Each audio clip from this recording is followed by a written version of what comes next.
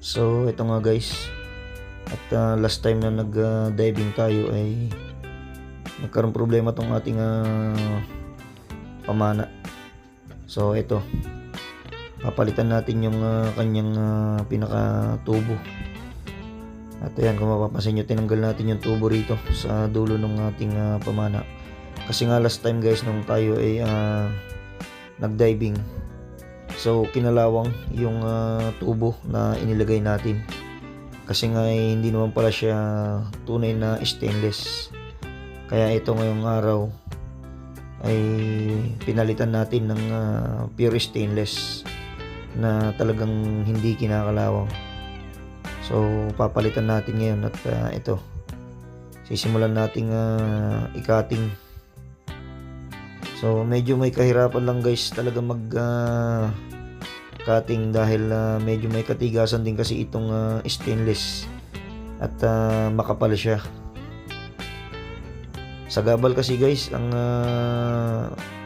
tali dito sa pamana, kung hindi natin lalagyan itong pinakatubo o yung tinatawag ng mga mamamana na bungbong ng pamana, yan.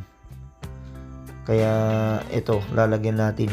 So kinailangan lang natin siyang i-cut and then lilinisin natin para hindi makasugat yung parte ng tubo na ating kinating. So ayan, so kung mapapansin nyo guys, nagtira tayo ng kaunti doon sa dulo na hindi biniyak. Kasi nga guys, yun yung magsisilbing pinaka front nya, yung lugar na pagsasalpakan ng lasay. Ayan, kung makikita nyo guys, meron siyang sobra sa dulo na bilog na buo pa rin, and then yung sa likod niya, yun yung biniyak natin para maglapat siya doon sa ibabaw nitong pamana. At syempre goma na lang ang ilalagay natin dito sa tubo.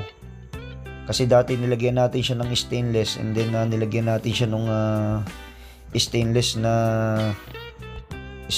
na tire wire, pero madali siyang kinalawang, hindi kasi siya pure stainless. So ito guys, goma na lang nilagay natin, and then babalutan na lang siguro natin ng electrical tape na original, and then lalagyan natin ng glue para hindi agad masira yung kanyang goma na itinali natin dun sa tubo. So ito guys, itatry natin. So ayan, kung mapapansin nyo guys, maiksi lang kasi yung tali at okay naman yung labas ng kanyang lasay. At try ulit natin. So ayan guys, mapapansin nyo okay na. Ready na to guys sa next diving natin. At update ko kayo guys sa mga susunod pa natin mga video.